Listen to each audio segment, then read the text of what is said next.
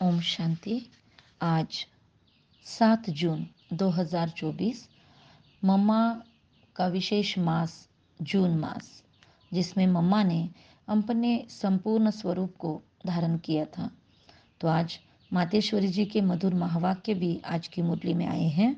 सुनते हैं मातेश्वरी जी से कि बाबा के महावाक्यों को मातेश्वरी और कितनी अलग ढंग से हम तक पहुंचा रही है, और कैसे मम्मा का चर्निंग था, कैसे मम्मा का विचार सागर मंथन था। ये सारा हमको इसमें से महसूस हो सकता है, समझ सकता है, और हमें भी अपने पुरुषार्थ के लिए विशेष गति या डायरेक्शंस इसमें से मिल सकते हैं। उस भाव से सुनेंगे।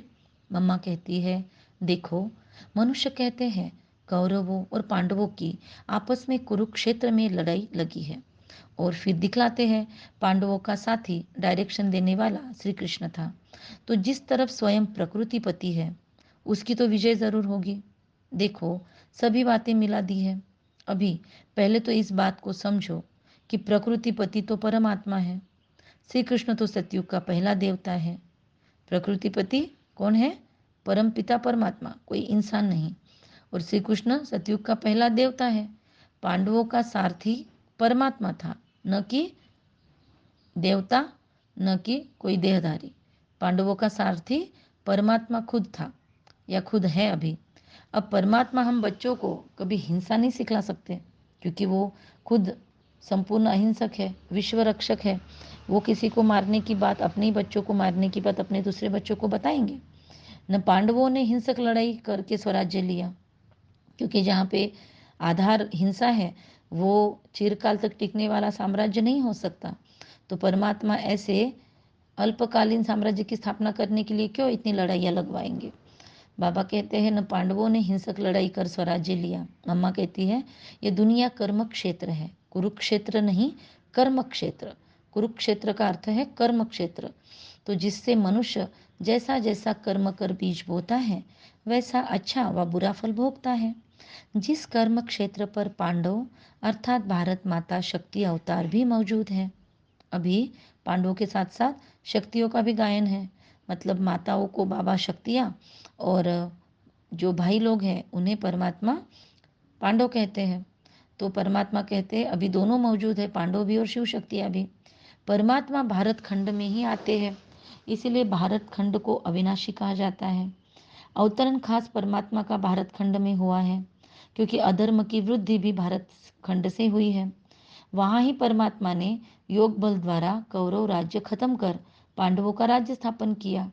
तो परमात्मा ने एक आदि सनातन धर्म स्थापन किया, परंतु भारतवासी अपने महान पवित्र धर्म और श्रेष्ठ कर्म को भूलकर अपने को हिंदू कहलाते हैं। बेचारे अपने धर्म को न जान औरों के धर्म में जुट गए हैं। तो यह बेहद का ज्ञान बेहद का मालिक खुद ही बताता है। यह तो अपने स्वधर्म को भूलकर हद में फंस गए हैं, जिसको कहा जाता है अति धर्म ग्लानि, क्योंकि यह सब प्रकृति के धर्म है। परंतु पहले चाहिए स्वधर्म।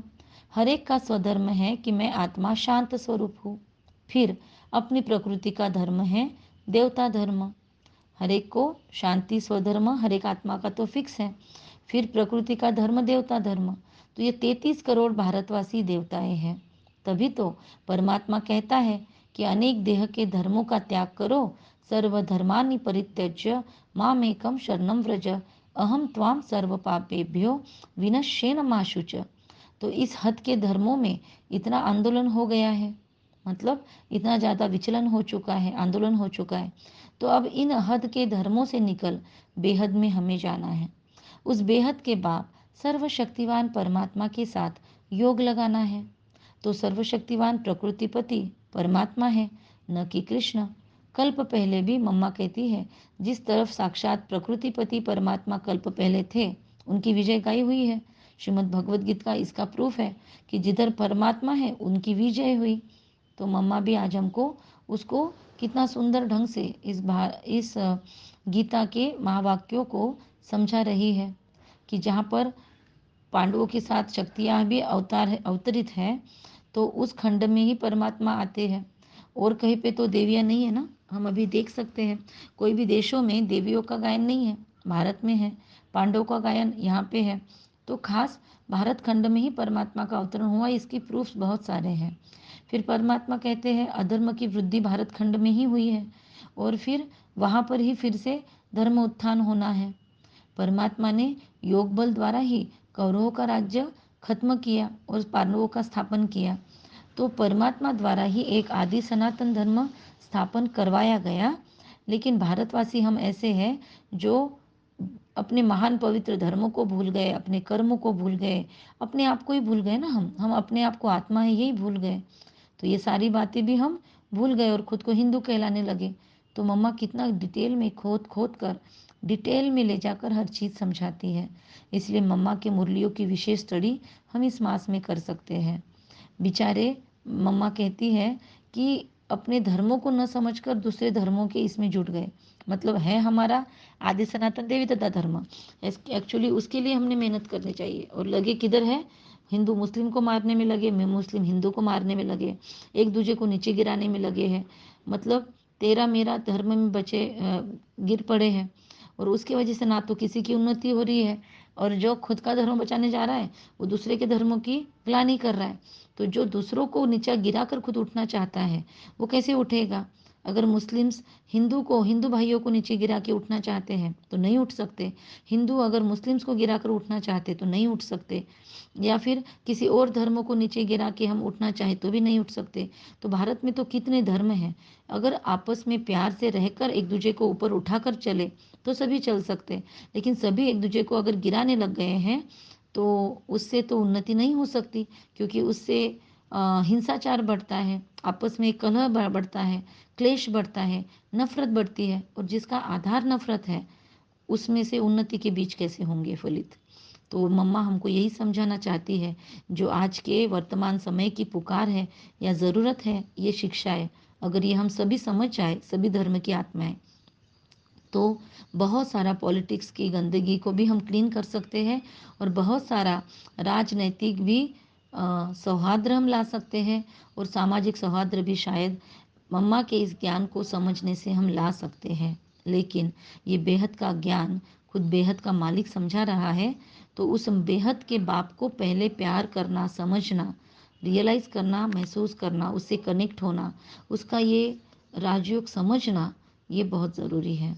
इसलिए बाबा या मम्मा हमें इन स्वधर्म की बातों को डिटेल में समझा रहे हैं कि धर्म की ग्लानि क्यों हुई और धर्म का पुनरुत्थान फिर से कैसे पॉसिबल है। अच्छा, ओम शांति। हम रूहानी बच्चों की मीठी मधुर मम्मा को याद प्यार, गुड मॉर्निंग और ऐसी सुंदर मुरली के लिए शुक्रिया शुक्रिया शुक्रिया। नमस्ते, वंदन है, नमस्ते। वाह बाबा वाह, वाह मम्मा वाह, वाह ड्रामा वाह, और वाह हमारा श्रेष्ठ भाग्य जो हमें इतनी प्यारी जगदम्बा माँ मिली, इतना सुंदर बाप मिला, इतना सुंदर परिवार मिला और इतना डिटेलिंग हमको हर चीज़ का विस्तार में मिलता है। कितने सौभाग्यशाली हैं हम आत्माएं जो अज्ञान के अंधकार में हमें ये सुंदर ज्ञान की रोशनी मिल रही है। इसी ग्रैटिट्यूड में सारा दिन चलेंगे। ओम शांति।